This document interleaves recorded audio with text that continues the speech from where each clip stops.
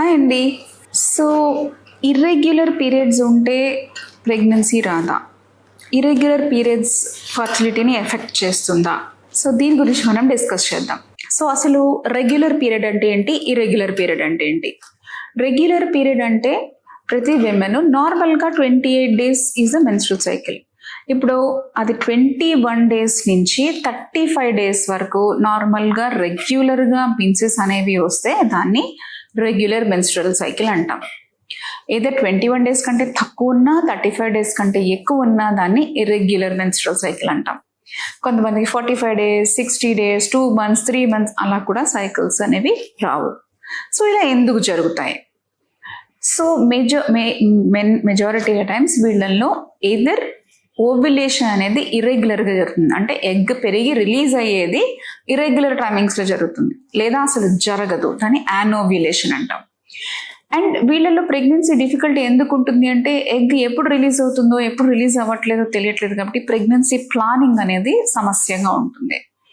So it is anovulation or irregular ovulation అన్నమాట. So ఏ కండిషన్స్లో ఇర్రెగ్యులర్ సైకిల్స్ ఉంటాయి? మెజారిటీ ఆఫ్ ఇర్రెగ్యులర్ సైకిల్స్లో PCOS సమస్య ఉంటుంది.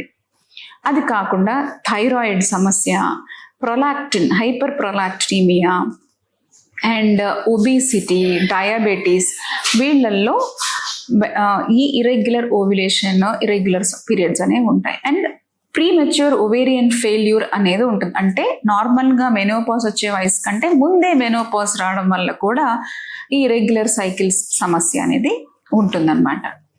సో వీళ్ళల్లో మనం ఏం చేయాలి? ఫస్ట్ వీళ్ళకి ఇవాల్యుయేషన్ అనేది చేయాలి. సో ఒక పెల్విక్ అల్ట్రాసౌండ్ చేయాలి, హార్మోన్ టెస్ట్లు FSH, LH, AMH hormones, prolactin, thyroid, ఈ హార్మోన్స్ అన్ని టెస్ట్ చేసి చూడాలి. సో మేల్ పార్ట్నర్లో కూడా ఒకసారి అయితే సెమెన్ అనాలిసిస్ చేసుకుని ప్రెగ్నెన్సీ రాకపోవడానికి గల రీజన్ ఏంటి అన్నది మనం కనుక్కోగలగాలి. ఒకవేళ పేషెంట్స్ ఒబీస్గా ఉంటే వాళ్ళు వెయిట్ లాస్ అవ్వడానికి లైఫ్ స్టైల్ మోడిఫికేషన్స్ అవి అడ్వైస్ చేయాల్సి ఉంటుందన్నమాట.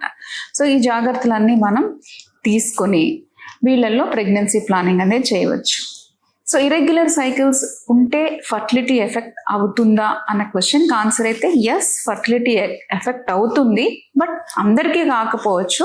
మెజారిటీ టైమ్స్ ఫర్టిలిటీ ఎఫెక్ట్ అవుతుంది.